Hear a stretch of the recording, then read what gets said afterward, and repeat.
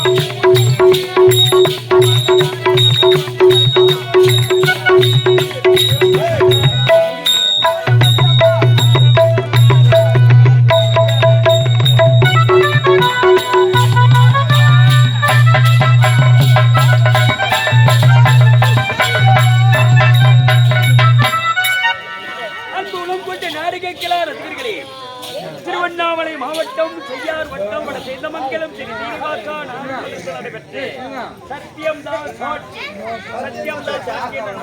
காட்சியோடு வருகிறது.